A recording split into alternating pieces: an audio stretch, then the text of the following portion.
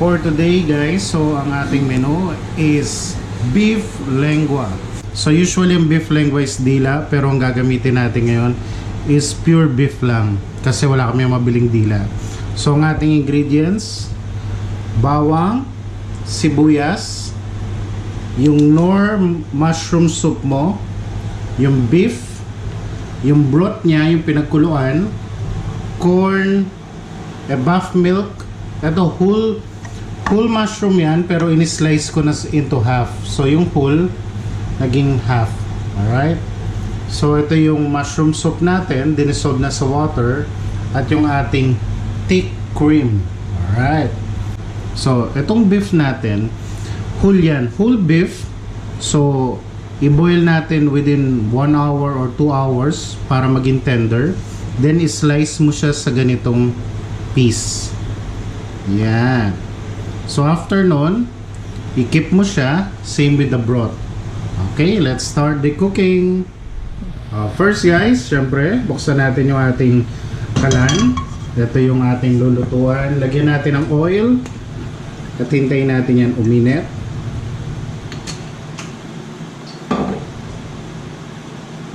So pag mainit na yan, yung oil natin, ilalagay na natin yung onion and garlic natin. Okay.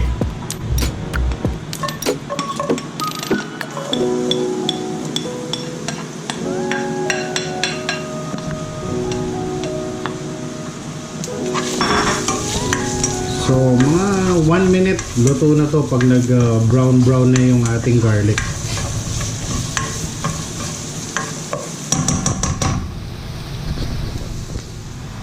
Okay, ngayong luto na yung ating bawang sibuyas, ilalagay na natin yung beef.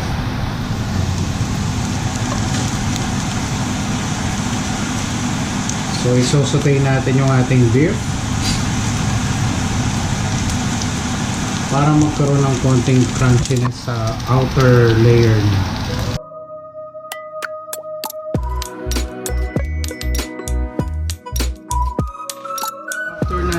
After natin masote yung ating beef, lalagyan natin ng konting vinegar. Yan. At konting soy sauce para kumapit sa beef natin. So papakapitin natin yan sa beef natin. Iluluto natin siya mga 2 to 3 minutes. Okay? So kapag yung soy sauce and vinegar natin is na dry na dun sa beef natin, ilalagay na natin yung ating evap. So lagay natin.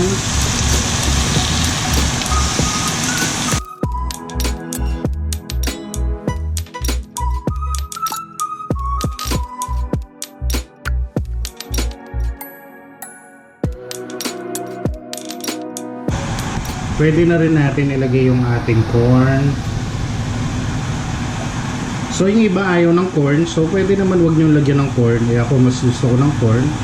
So nakadagdag yan ng flavor dun sa beef natin saka sa sauce.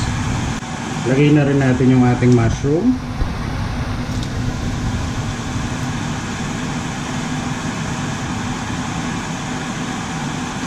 Pwede na rin natin lagay yung ating thick cream para dun sa ating sauce.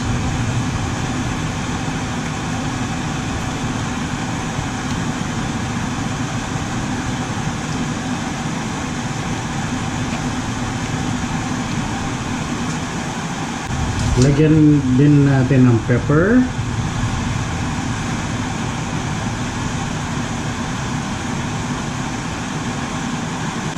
Then pag in-stir natin siya dahan-dahan para yung beef natin hindi madurog.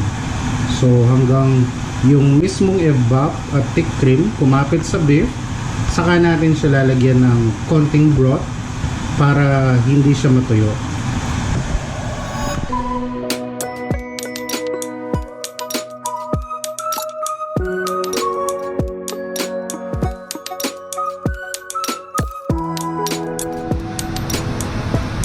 Okay, after 5 minutes na binoboil natin yung ating lengua, ayan.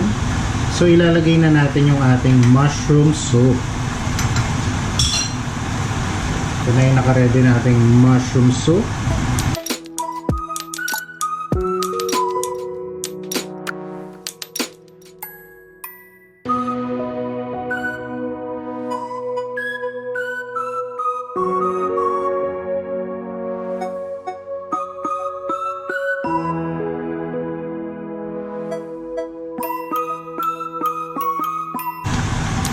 Okay, then dagdagan natin ang ating beef broth.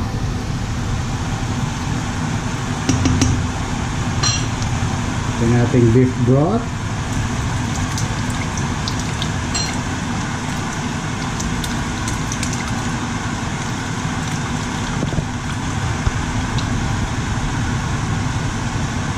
So i-boil na naman natin siya ng mga 5 minutes, pero continuous stirring tayo kasi baka masyadong lumagkit yung sauce natin. Pag lumalagkit yung sauce natin, pwede natin siyang dagdagan ulit ng beef broth. Pero kung okay na yung texture ng lapot niya, makikita mo naman while boiling, so okay na yung beef broth natin ilagay. Okay, within 5 minutes of boiling again.